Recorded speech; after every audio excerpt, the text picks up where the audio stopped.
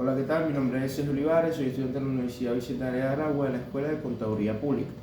En este video les trataré sobre la interpretación del ensayo argumentativo basado prácticamente en la política fiscal en Venezuela. Ese sería el tema central, el cual se subdivide en la sostenibilidad fiscal y en qué consiste el mecanismo de corrección fiscal implementada con el Plan de la Patria, así como también trataremos temas determinados como las perspectivas de crecimiento del Producto Interno Bruto, las tasas tributarias, así como la desigualdad.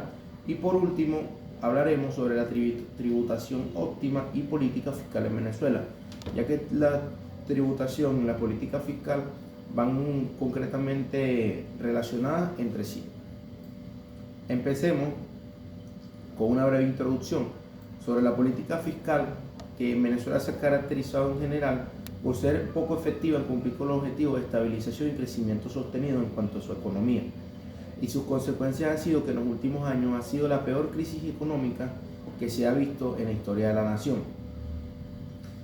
Como resultado de esta contracción de la base impositiva y de la caída de la renta petrolera, que era el máximo ingreso del país, cayendo prácticamente en su totalidad, existe o se da pie a un proceso de dolarización que hace que pierdan también efectividad las políticas monetarias y cambiarias, por lo que se tiene que jugar ese papel importante ahí en esas dinámicas que se presentan.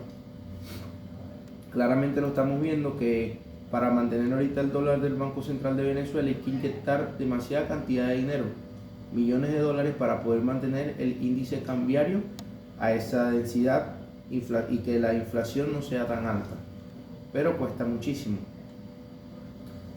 En función de estos objetivos se hacen los siguientes puntos a tratar que mencioné anteriormente.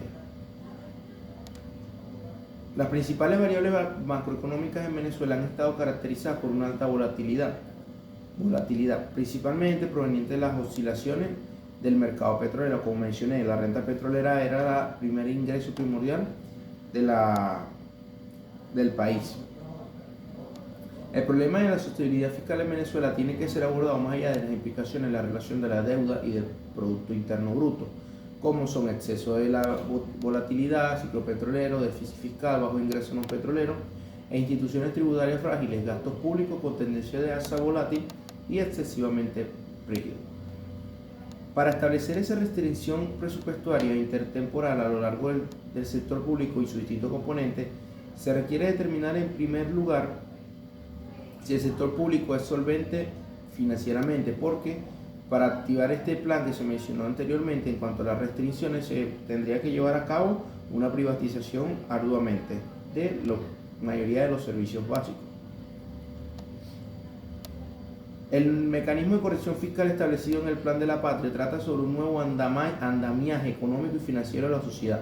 Este Plan de la Patria corresponde al ciclo del 2019 al 2025 y una combinación entre la disminución del endeudamiento público mediante un ambicioso programa de privatizaciones y concesiones de actos públicos.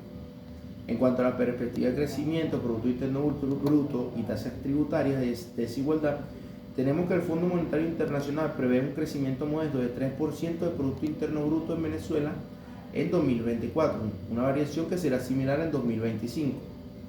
En cuanto a las cargas tributarias, tenemos ley de impuestos, que es el 34% de la renta neta fiscal, ley orgánica del deporte, impuesto al valor agregado, impuestos sobre actividad económica, entre otras que son tributos para la nación, así como impuestos. En cuanto a la tributación óptima y política fiscal en Venezuela, se trata que se ha caracterizado la política fiscal en Venezuela por ser poco efectiva en cumplir con los objetivos de estabilización y crecimiento sostenido. Su consecuencia en los años más recientes, entre otros factores, ya que ha sido por un alto nivel de endeudamiento externo, la destrucción del aparato productivo, entre otras muchas cosas. En conclusión, la economía venezolana se ha visto sometida desde mediados de la década de los 70 a un proceso de la marcada inestabilidad y volatilidad, el cual proceso estamos viendo ahorita actualmente. La política fiscal ha jugado un rol determinante en la transición de estos shocks al resto de la economía. Por una parte, el gasto público ha mostrado un comportamiento procíclico, es decir, que va en torno al Producto Interno Bruto y al ingreso que requieren los ciudadanos, ya que con estos costos altos, elevados costos para satisfacer las necesidades de la nación, hay un costo de crecimiento, inflación y empobrecimiento de la población. Para Venezuela resulta urgente neutralizar una buena medida de volatilidad del mercado petrolero. Para ello se requiere de dos mecanismos o reglas institucionales. En primer lugar, establecer un fondo de estabilización macroeconómica que permita esterilizar los shocks, como mencioné anteriormente, provenientes del mercado petrolero. Y en segundo lugar, establecer limitaciones en los niveles de endeudamiento o de gasto sobre un perfil de mediano plazo, con el fin de evitar el comportamiento procíclico de la demanda agregada.